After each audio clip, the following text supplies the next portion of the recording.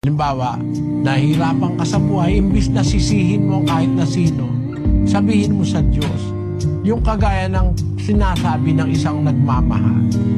Kahit libong lusa ay hahamakin, kung ikaw ang magdudulot, ay ligaya sa akin. Ayon, kung sa tao nasasabi mo yan, lalo mong dapat masabi sa harap ng Diyos na kahit na po ako mahirapan, Panginoon, kahit na po mayroong mga mabibigat na mga sama ng loob sa aming mga kaaway, sa mga kapwa-tao, huwag mo lang po kaming iiwanan.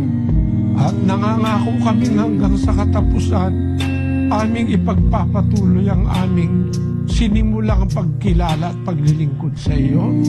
Tulungan mo lang po kami, Ama.